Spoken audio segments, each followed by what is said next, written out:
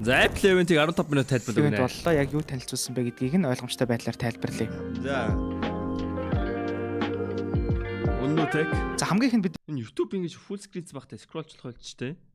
тэрийн өмнөх контентээр ярьжсэнчлэн Apple компанийн хувьд AirPods Pro 3 гэдэг шинэ живчний загвараа танилцуулсан байгаа. За энэний хувьд онцлсон зүйл нь юу байсан бэ гэхээр Active Noise Cancellation өмнөх хувилбараас 2 дахин илүү, за баг анхны AirPods Pro загвараас бол баг 4 дахин илүү гэж онцлсон. За What? 4 дахин илүү active noise cancellation те. шинэ төрлийн чихвчний одоо зөөлөвчийг ашигласан гэдгийг тэдний хувьд хэлсэн байгаа. За гаднах noise-ыг одоо багасгахад энэ нь бол тусалж байгаа юм байна. Тэгээд AirPods Pro 3-ын noise cancellation бол одоо чих рүү ордог wireless төрлийн чихвчтүүд дотроо бол дэлхийн хамгийн шилдэг noise cancellation технологи гэж тэдний Маргаангүй амар штэ. тайлбарласан. За дараагийнх нь мөн онцлох ёстой зүйл нь юу вэ гэхээр live Надад одоо би ингээд нөгөө том чихвчтэй ойно штэ.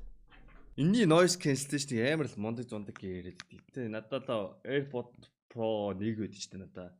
Тэрний noise cancellation хамаагүй дээр санагдаад штэ.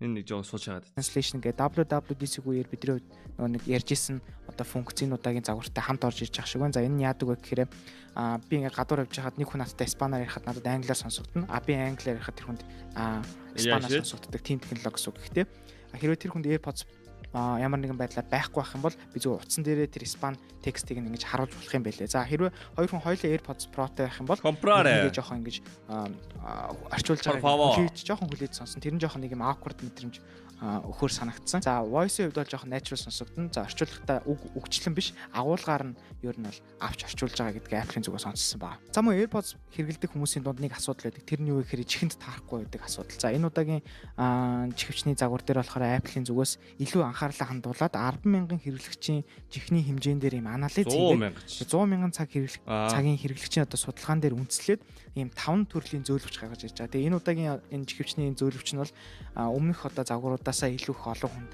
ямтаж таарна гэж тэдний хувьд тайлбарлсан. Тэгээд хамгийн онцлог ёстой зүйл нь юу гэхээр биднээс өмнө хэлжсэн AirPods Pro 3 маань зүрхний цохилт хэмждэг болж байгаа. За энэ нь бол Apple-ийн одоо бүтээгдэхүүн дотор хамгийн одоо жижигхэн хэмжээтэй зүрхний цохилт хэмжигч.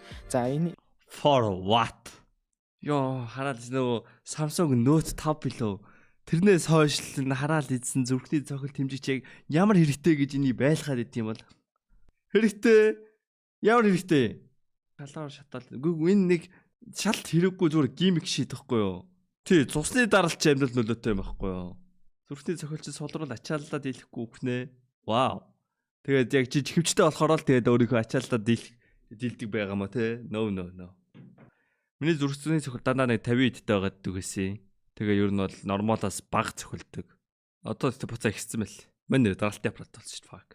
Чи зүрхний цохилт хэмжигчтэй $250 чихвч ашиглах уу? Зүрхний цохилт хэмжигчгүй $240 чихвч ашиглах уу? хэлцүүлсэн шүү дээ. Яг ингээ гадаа гүйж явахдаа одоо таны зүрхийн цохилт чинь хэд байна? Одоо тэгж гүйл зүгээр та одоо ингээд хувийнхаа 5 км-ийн рекордыг эвдчихлээ гэдэг ч юм уу те. Одоо жоохон хөнгөн гүйл яаж ийн гэдэг тийм AI функцтэй. Тэгээ тэр нэг талаараа одоо цаг зөөх шаардлагагүй болж байгаа мó нэгсэндээ чихвч оронд нь оролж байгаа мó. Тэрнтэй яаж бас ингэж хоршиж AirPods Pro 3-ыг бас хэрэглэж болохоор гэдгийг харуулсан. Бас дараагийн үеийн одоо хөс энэ зөвөр л одоо биста одоо ийх юм хэрэггүй болж байгаа. Одоо нэг CSC апдейтууд ордон штэ. Аншинти энэ ханыг жоохон ингэж өөрчлөлөө. Inferno-гийн графиктэй хан дээр байсан ногоон зургийг шар болгож өөрчлөлөө. Яг тийм шийд орж ирээд байгаа байхгүй. Усны IP57 хамгаалттай болсон байгаа. За ингэснээр бол өмнөх загвараас бол энэ чиглэлийн хамгаалт нь илүү сайжирч байна. За тэгээд энэ үеэр гоё таалагдсан зүйл нь юу байсан бэ гэхээр ингээд бичлэг үзэж яхад эсвэл одоо утсан дээр ямар нэгэн байдлаар өөр апп нээсэн ингээд хэрэгжилж яхад яг энэ булан дээр нь яг миний activity-гийн дата шууд гарч ирж илээ. Одоо зүрхний цохилт тэгээд одоо гүүгээ тэдэн минут болж ин гэдэг ч юм уу тий. Тэрний дизайн надад бас амар их таалагдсан. За тэгээд батарейны хувьд noise cancellation-а асаацсан байх үедээ 8 цаг. За transparency буюу одоо орчны дууг сонсох гормын үедээ бол 10 цаг ашиглана гэсэн. За энэ нь өмнөх хөлбраасаа 4 цагаар илүү үзүүлэлт юм байна. За тэгээд энэ бүтээгдэхүүний хувьд болохоор 9 сарын 19-ноос худалдаанд гарахдаа $249 зарагдах нэ. За дараагийн бүтээгдэхүүн миний ашиглаж байгаа чихвч $50. So much better. Бол active noise cancellation байхгүй л те. Apple Watch-тэй Apple Watch-ийн цуврал дээр ямар бүтээгдэхүүн танилцуулагдсан бэ гэхээр Apple Watch Series 11, Apple Watch SE 3, тэгээ Apple Watch Ultra 3 гэсэн загвар танилцуулагдсан. За хамгийн эхлээд Apple Watch Series 11 дээр ямар өөрчлөлт орсон бэ гэхээр Apple-ийн зүгээс тэд хамгийн нэмгэн цаг гэж ямартаж хэлсэн. Гэхдээ ямар нэгэн байдлаар тоо дурдаагүй. Тэгэхээр Apple Watch 10-таагаа Series 10-таагаа ижилхэн нэмгэнтэй байж магадгүй юм. За бас утас чинь ер нь өөртөө чинь ингээ хамт байхгүй ч гэсэн гадаа гүйж байх үед шууд холбогдсон хэвээрээ байна гэсэн. Тэгэхээр одоо гадаа гүйж байхдаа бас заавал ингээд уцаа дагуулж явах. Цаг зүй сурах одоо энэ харин цагны технологиудыг сонсохоор цаг зүй сурмаар санагддаг. Гэтэ тэг унтахтаа зүүнэхээр л тийрээд байгаа байхгүй. Яг өдөртөө зүүж болж байна. Унтахтаа зүүж чадахгүй. Тэгвэл цагинд байгаа хамгийн надад хэрэгтэй функцүүд нь дандаа унтчих үед хэрэгэлдэг юм даа. Наад нэг тэр бүгдрүүд гоё хөгжчихөөсэй. Ахта шаардлагагүй болсон гэж тэдрүү тайлбарсан. За бас шинэ үүрэн холбооны технологи болох 5G модем антин сууж өгснөөр одоо бусдтай холбогдох үед илүү одоо батарей бага хэрэглэж хурдан ажиллана гэсэн. За тэгээд цусны даралт хэмждэг болж байгаа. За тэгээд цусны даралт яах вэ гэхээр яг тухайн үед нь одоо цусны даралтыг бол харуулахгүй. Гэхдээ 30 өдрийн турш таны цусны даралт одоо зүрхийн цогцлтыг хэмжээд тэр датан дээр үндэслээд хэрэг цусны даралт өндөр болох үед сануулга ирдэг болно гэж. Давсаа багсаа алкогол багсаа. Өмнө ярьсанчлаа одоо нойрыг оноогоор хэмжиж датаг нь харуулдаг болно. Ингэснээрээ өөрийн нойртой холбоотой мэдээлэл ойлгоход илүү хялбар болж байгаа. Өмнө би нэг deep sleep энэ хараад хэмждэг байсан нөхөөс яг ингээд нийтэд бид нэ сүүлдний бичдэг үтсэ. Ер нь бол хүмүүс одоо сэтгэл зүйн эрүүл мэнд гэдэг үгийг мэддэг болохоос өмнө хүмүүсийн сэтгэл зүйн эрүүл мэнд хамаагүй дээрээс гэж. Миний нойр нь сайн муу байгаа энэ төр гэдгийг бол ерөөсөө нэг айхтар ач холбогдол гэж харддаг байсан. Тэгэхээр тэр датагаа харахад илүү амар болж байгаа юм байна. За батарейны хувьд болохоор 24 цагийн турш ашиглаж болно гэсэн энэ өмнөх хөлбрээс 6 цагаар илүү үзүүлэлт болж байгаа. Одоо би нойрныхоо оноог би мэддэггүй байснараа мэддэг байснасаа бараг илүү унтдаг байж таарна. Уртдаа. Яг уу эхэндээ бол тэгээд оноогоо сайжруулах гад нойр арай сайжиж магадгүй байх. Гэхдээ урт хугацаанд хэдхэн жилийн дараа гэхэд яг үндэ илүү стресстэй илүү навшиллах. За 4 өнгөөр худалдаанд гарна үнийн хувьд $399 байх нэ. За дараагийнх нь Apple Watch SE3 гарсан. За SE3 дээр зүгээр ямар өөрчлөлтүүд байгаа гэхээр шууд дурдаад явчих юм бол чип нь бол сайжирсан. За double tap гэдэг ийм функц байдаг. Тэр функц давхар орж ирсэн. За always on display гэдэг дэлгэцэн байнгын ер нь асаалттай юм шиг байдаг функц энэ AC дээр нь байдгүйсэн бэлээ энүүд орж ирж байна. За тэгээд зарим health функцүүд ер нь бүгд орж ирсэн. За спикертэй болсон. Тэгээд батарейнууд 18 цагийн турш ашиглаж болно. За өмнөх хөлбрээс 2 дахин хурдан цэнэглэнэ гэсэн. За кейс нь бол 100 дахин хийгдэж байгаа. За тэгээд худалдаа нь гарахдаа $249 худалдаа гарах нэ. За Apple Watch Ultra 3-ийн хувьд болохоор дэлгэц томорсон. $249. Энэ хэр үнэ вэ? Харин гайгүй юм шүү. Цагнууд ч амар үнэтэй л байгаа гэсэн шүү дээ. Galaxy Watch 8 price 350. Энтэйгээ адилхант. 250 амар давгүй сонсогдлоо. Хамгийн том дэлгэцтэй Apple Watch гэдгийг Apple-ийн зүгээс онцлсан байгаа. За тэгээ баг дээшээ ингээ 1300 км-ийн зайд хиймэл дагуултай холбогдоод ослын мессеж илгээж болно. Тэгэхээр хиймэл дагуулаар мессеж илгээж болох нэ гэсэн үг. За тэгээ энэ одоо функц болохоор Apple Watch Ultra 3-ыг худалдаж авсан хүмүүст 2 жил үнэгээ ашиглуулна гэж байгаа. Тэгэхээр тэрнээс цаашаа бол төлбөр аваад явах нэ. За тэгээд 42 цагийн турш ашиглах боломжтой.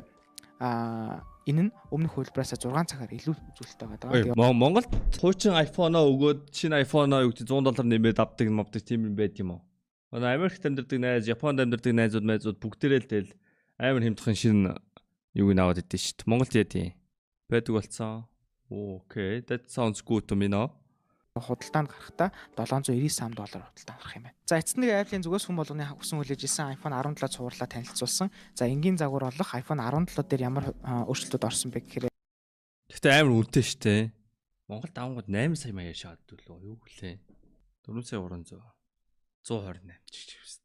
128 та 2025 он 128 та уц амар хард та. Минийхэн 512 юм шүү дээ. 176-ыг нь ашигласан байгаа.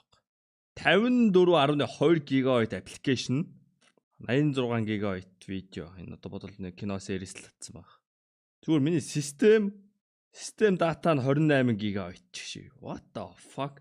Миний утас зүгээр л дээр аппликейшнууд нь болон систем дата нийлээд 82 GB. That's crazy man.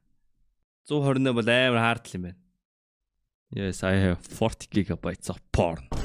6.1 инч байсан. Одоо 6.3 инч болж томорсон. За тэгээд дэлгэцний герц бас өмнө 60 байсан бол одоо 120 болж сайжирсан байгаа. Тэгээд герцээ болохоор 120 герц 2025 онд finally ухаа бүрд нь ингээд тааруулах юм байлээ. Тэр нь болохоор юу гэсэн үг вэ гэхээр би ингээд хурдан скроллох үед миний гэрс нэмэгддэг. Скролл жоох удаашрах тусмаа миний гэрс зүйл буурдаг. Ингэснээр батарейг илүү үр ашигтай байдлаар хэрэглэнэ гэж тэдний зүгээс танилцуулсан. За дэлгэцийн тодорхой чадвар нь 2000 нийц байж байгаа 3000 нийц бол сайжирсан. iCloud 1 TB нь $3 байхаа сарын. Үгүй стил тэгэл систем апнууд амар хэцүү байгаа сте. За гадаа ч юм уу гэрэлтэй орчинд ер нь хэрэглэхэд ямар ч асуудалгүй болж ин гэсэн үг. За Ceramic Гэхдээ base model 120 тоо болно гэдэг чинь би тэрийг шоолдод байгаа байхгүй 2025 онд ч тий. Амар тэрний сонсогч байгаа сте. Shield гэдэг одоо нэг дээдлийн шилэн одоо хамгаалт гэсэн үг. Тэрний Ceramic Shield 2 гэдэг дараагийн одоо хамгаалтыг суулгаж өгсөн. За ингэснээр дэлгэц болон арын хэсэгт нэг юм гардаг юм жижиг зураасуудыг өмнөхөөсөө 3 дахин илүү тэр зураасуудаас өмнөхөөсөө 3 дахин илүү одоо хамгаалнаа. Ер нь бол тийм зураас ер нь хэр оргийн одоо өмнөх шиг үзэгдэхгүй л гэсэн үг байхгүй. Тэмүүн шинэ үеийн чип болох A19 чип сууж өгсөн. Ингэснээр илүү одоо ажиллагаа нь хурдан болж байгаа. За мөн дан видео тоглуулж хэрэглэхэд iPhone 16-аас 8 цагаар илүү хэрэглэнэ гэсэн. Тэгэхээр одоо батарейны хувьд бас тийм хэмжээгээр сайжирсан гэсэн. За wireless биш одоо утсан цэнгэлэгчээр цэнгэлэхэд 20 минутанд 50% болтлоо дүүрэх юм байна. Тэгээд 10 минут цэнгэлэхэд 8 цаг видео үзэж болох юм байна. Камерны хувьд ардаа 48 мегапикселийн USB-C бас нараад зүгээр шал ондоолоо шалаа. Камер мөн 12 пикселийн 2x телефото камертай. За тэгээд чанарын хувьд болохоор iPhone 16-гийн зургуудаас 4 дахин илүү байна гэж тэдний хувьд амд гарсан. За тэгээд шинэ төрлийн 18 мегапикселийн селфи камера танилцуулсан. За энэ камера тэдний юу гэж нэрлсэн бэ гэхээр center stage front camera гэж байна. За тэгээд энэ камер нэг яадаг вэ гэхээр iPhone 16-гийн урд одоо камерын сенсорээс 2 дахин том сенсортэй. Тэгээ гол зорилго нь одоо селфи хийхдээ бид нар ингээд хөндлөн барьдаг гэсэн чинь уцаа ингэж хөндлөн барьдаг гэсэн. Одоо тех шаардлагагүйгээр зүгээр босоогоор нь шууд дарахад болно. Тэгэхэд тэгсэн ч гэсэн стил одоо ийм чанартай зураг авах боломжтой гэж байгаа. За тэгээ storage-ийн хувьд болохоор 256 GB-аас эхлэх юм байна. Тэгээ мөн одоо бичлэг хийхэд stabilization гэж ярьдаг те ингээд гарч ичрэх. Манайх OnePlus 13. Тэгэхээр үед ингээд бичлэг нэг жоохон чичиргээтэй болчтой. Тэр байдал нь бол хамаагүй илүү сайжирсан гэж тэдний зүгээс тайлбарлалаа. За одоо ярих бүтээгдэхүүн бол энэ удаагийн ивентийн одоо гол хүлээлт байсан гэх юм уу? iPhone Air буюу Apple компани iPhone-ы түүхэндх хамгийн нэмхэн iPhone-о худалдаанд гаргахаар боллоо. За энэ загвар нэг юугаараа онцлог вэ гэхээр Pro загвар шиг хүчтэй хэрнээ ер нь бүх цаг үеийн хамгийн нэмхэн iPhone л гэж тэдний зүгээс тайлбарлаж байгаа. За iPhone 10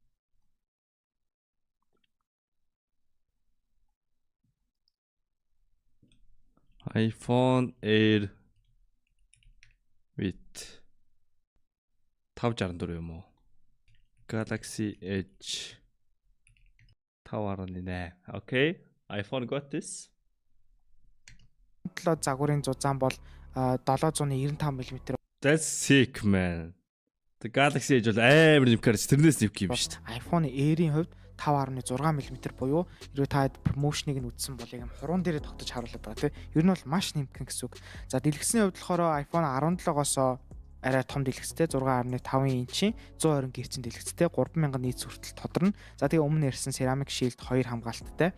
За анх удаа ард нь одоо Ceramic Shield хамгаалтыг iPhone-ы ард юу н оруулж байгаа гэсэн үг. Тэгэхээр өмнөх iPhone-уудын одоо ард талаас 4 дахин илүү одоо зурааснаас одоо илүү зураас үүсгэс илүү хамгаалттай болж ирж байна. За тэгээ энэ утас маань ерөөсөө дээд хэсэгтээ бүх зүйлсийг агуулсан гэж хэлж болно. Үндсэн камер, selfie camera, speaker, chip. За тэгээд яг биеийг ингээ задлаад харах юм бол яг ингээ body хэсэг нь тэр. That's crazy гэж. That's crazy. Гэхдээ ер нь батарей гэж ойлгож болно. За тэгээ өнгөний хувьд болохоор Space Black, Cloud White, Light. Энэ бол тэгэхээр солиод харж байна. Хамгийн маа тэгэл дээш шахаад камера бамп руу оруулсан. That's sick. Gold. Тэгээд Sky Blue гэсэн дөрвөн өнгөний сонголтоор худалдаанд гарах юм байна. Тэгээ A19 Pro chipтэй. За тэгээ A19 Pro chip нь энгийн A19-өөс хамаагүй хурдан. За чипүүний хувьд бол тооцоолох хурд нь бол A18 Pro chip-ээс бараг 3 дахин хурдан гэж байгаа. Тэгээ энийг болохоор Apple яг энгийнээр тайлбарлахдаа юу гэсэн бэ гэхээр ер нь бол MacBook-ийн одоо MacBook Pro-гийн түвшний тооцооллыг одоо iPhone дээр хийж байгаа ийм тохиолдол болж байна гэж хэлсэн. За тэгээ Apple-ийн хувьд болохоор Apple Watch, AirPods 2-т зориулж шинэ чип юу н хийж ирсэн. За тэр нь юу вэ гэхээр A1 гэдэг чип. За энэ чип нь болохоор анх удаа iPhone дээр инхүү iPhone Air дээр орж ирж байна. За энэ яадаг чип вэ гэх юм бол хамгийн сүүлийн үеийн одоо wireless сүлжээний технологиуд болох Wi-Fi 7, Bluetooth 6 зэрэг технологиудыг одоо өөр дээрээ ажилуулахад нь ер нь туслах юм байна. За тэгээ personal hotspot, AirDrop гэдэг одоо бусад одоо функцүүдийг давхар сайжруулж байгаа ийм одоо зүйл болж байна. Мөн Apple-ийн одоо Apple-ийн дизайн хийсэн eSIM only, no one gives a fuck. eSIM ажиллаж байвал бодоо шүү дээ. дэм болох C1X-ийг одоо суулгаж өгсөн. За энэ нь болохоор iPhone 16 Pro-гоос 30%-аар бага эрчим хүч зарцуулахад нь туслах юм байна. Тэгээд энэ удаагийн iPhone болохоор эрчим хүчний хувьд хамгийн өөр ашигтай зарцуулж байгаа iPhone болж байгаа. За камерны хувьд болохоор ардаа ганцхан 48 мегапикселийн үндсэн камертай. За тэгээд 4K-гаар бичнэ. Урдаа 18 мегапикселийн түрүүний хэлсэн center stage front camera гэж яриад байгаа. Тэгээд 18 мегапикселийн камертай. За тэгээд 4 линзтэй. За тэгээ бидний өмнө мэддэг аудио микс энтер гэсэн одоо бусад функцүүдийг нь утсан дээр бас ялгаагүй ашиглаж болно. За тэгээ photographic style одоо өнгөрсөн жилийн намрын iPhone event-ээр их од болоодсон шүү дээ. Энэ удаа болохоор шинэ одоо bright гэдэг нэртэй photographic style бас нэмэгдэж байгаа юм байна. За тэгээд миний бас нэг анхаарлыг татсан гол зүйл нь юу байсан бэ гэхээр dual capture video гэж байгаа. Одоо өөрөө утасныхаа хойд одоо үндсэн камераар бичлэг хийж явахдаа уртлын selfie камераар бас өөрийгөө давхар харуулж бичиж болно. Энийг яг өмнө iPhone-ууд дээр хийж болдог байсан. Гэхдээ заавал юм 3 дахь аппликейшн татдаг ч юм уу өөр ингээд сервис авч хийдэг байсан бол одоо iPhone дээр яг өөрөөр нь Apple-ийн өөрийнх нь фичерээр нь ашиглаж болж байгаа юм байна. За тэгээ энэ утас маань зөвхөн eSIM хувилбараар худалдаанд гарна. Яг хөө хятад заавал BeatSIM-аар iPhone-ыг хэрэглэхийг шаарддаг юм байна. Тэгэхээр хятадын зах зээл дээр энэ утас маань яах юм бас сайн мэдэхгүй байна. За батарейны хувьд болохоор Adaptive Power Mode гэдэг өнгөрсөн WWDC-гээр хэдүүлээ танилцуулж байсан шүү дээ. Батарейг бага болох үед нь одоо өдрийг давахын тулд илүү батарей гаргаж өгдөг ийм фичер байгаа. Тэр нь болохоор яадаг вэ гэхээр өөр юмд хэрэглэж байгаа одоо батарейны хэрэглээг багасгаад нэмэлтээр одоо тэр өдрийг давахад нь шаардлагатай батарейг ингээд суллаж өгнө гэсэн үг. За ийм фичерийг бас That's bullshit. What the fuck? болох нь тэгээд мөн Apple-ийн одоо Pocket Power Bank гэдэг юм яг юм ард нь наачдаг power bank-ийг энэ утастай давхар хэрэглэх юм бол бараг 40 цаг видео үзэж чадах. Ард нь юм наах байсан бол ийм нэмхэн утастай байгаад ямар хэрэг байгаа юм бэ? Хэмжээний байдлаар хэрэглэж болно гэж Apple-ийн зүгээс танилцуулсан. За мөн 2 төрлийн кейсийн утсан зориулж гаргаж байгаа. За тэгээ бас давхар одоо энэ зарим хүмүүс нэлийн таалагдах бах ялангуяа зураг татдаг хүмүүс ч юм те ийм Apple-ийн OS-оор бас гарч иж байгаа. Тэгээд ийм OS ингээ уцаа зүгээд бас тийм Pocket Power Bank ард нь ингээ наагаа хэрэглүүл бас илүү гоё ашиглаж болно шүү гэж Apple-ийн зүгээс танилцууллаа. За iPhone 2 зүгээр гаджет зарлаа. 17 Pro цуврал дээр бол ер нь нэг тэрөөс батарейны хэмжээ ярьсангүй шүү дээ. 3000. Oh my god. Pro нолонгууд 4200. So fucking bad. Хэд байх вэ? Манайх нь 6000. туслах зүйлсийг дурдах юм бол за мэдээж шин дизайн. За энэ шин дизайн та бүхэнд S24 4200 байсан баха. таалагдж гин үү? 3900 шүү дээ. Age-ийнх нь Ultra 5000-тай. Манайх нь утас болонгууд шинэ технологийн батарейтай OnePlus 13 батарей 6000-тай санагдаад тах юм. Тэ 6000-тай. Үгүй гэдэг бол би сайн мэдэхгүй. Гэтэ надад бол яг манай дүүгийн 22000 шүү. Ээ. Тэр дүүгийн бол амар уцaalээ. Шинэ дизайн. Эхэндээ бүр анх нөгөө нэг юм таамаг төдий зүйлс ингээ хэвлэл мэдээлэлээр зөндөө явж явах үед нэг таалагдахгүй харагдаад. Тэгээ сүүлдээ ингээ удаан харсаар байгаа баг гоё харагдаад байгаа юм шиг санагддаг болсон. Тэгээд нэг гоё зүйл байгаа нь юу вэ гэхээр orange өнгө нь надад аягүй их таалагдчихж байгаа. За тэгээ энэ iPhone 17 Pro цуврал дээр ямар шин зүйлс орж ирж байгаа вэ гэхээр шинэ хөргөлтийн систем орж ирж байгаа. Ингэсэн утсаа илүү Vapor chamber гэдэг энэ технологи бол амар технологи лээ. It's sick man. Гүүгээр ялангуяа тоглоом тоглож явах үед ч юм уу тиймэрхүү үедэд бол гацалтгүй хурдан ажиллуулж чадхаа болж байгаа. За тэгээд That's so fucking small to be honest. Хамгаалтаа дөрөвний миний хэлсэн Ceramic Shield 2 гэдэг хамгаалтууд энэ дээрээс давхар орж ирж байгаа. За тэгээд Apple-ийн зүгээс онцсон юм нь юу гэхээр энэ намрын ивентийг iPhone 17 Pro дээр бичсэн гэж өөртөө тайлбарлсан. За тэгээ ардаа 3 ширхэг 48 мегапикселийн камертай. За нэг камер нь болохоор өмнө 24 мегапиксел байлгүй. Nokia сурггүй юу? Nokia L дээр дампуурсан шүү дээ boys. Одоо нөгөө Teddy Med дээр зарж байгаа Nokia-нууд ч зөвхөн хожоо авцсан шүү дээ. Nokia гэсэн шошго наацсан. Ямар ч энэ удаа 48 мегапиксел болж сайжирч байна. За тэгээд 4x болон 8x-ээр ингээ зум хийж зураг дарах бичлэг хийхэд бол асуудалгүй болж байгаа юм байна.